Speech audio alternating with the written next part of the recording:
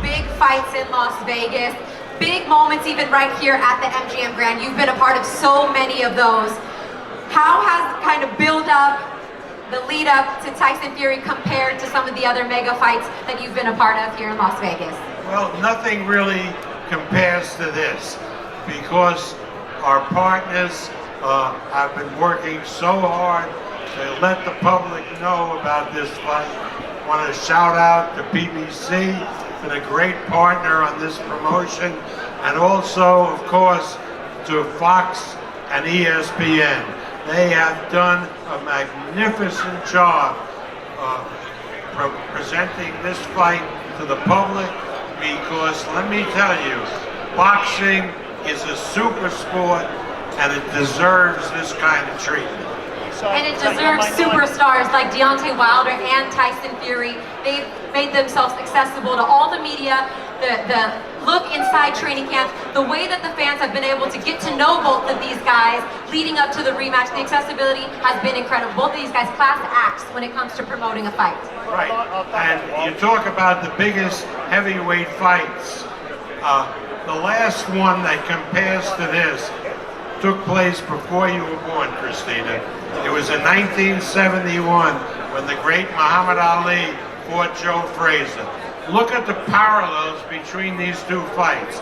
Ali had never lost his title, but because of the unfair 3.5 years that he couldn't fight because of the draft situation, they stripped his title from him. He was undefeated, still in his prime. Joe Frazier had taken the title in Ali's absence. He was also undefeated and also in his prime. Two undefeated fighters in their time. And hey, you know what? Almost 50 years later, we have the same situation. Fury won the title, and then because of his inactivity, they stripped him of the title. But he didn't lose the title in the ring. Deontay Wilder is the WBC champion. He's only knocked out virtually every opponent that he's fought. And now these two undefeated guys, just like in 1971, are going to face each other, right? It's going to be really a historic fight, not only in the heavyweight division, but for all of boxing. A boxing education from the man, the myth, the legend, Bob Arum. And Bob, you've made the comparison. You promoted Muhammad Ali, and you've made the comparison not only to inside the ring, but outside of the ring, just the charisma that Tyson Fury has had. You see that connection there. It reminds you a lot of Muhammad Ali. Well, again, Tyson Fury is a people person, and he communicates very well with the public. Unlike Ali, who talked in great sound bites, with unbelievable sound bites. He could say really profound thoughts in just a few words. Tyson Fury goes on paragraph after paragraph, but they're equally effective. Now, I gotta shout out to Deontay Wilder.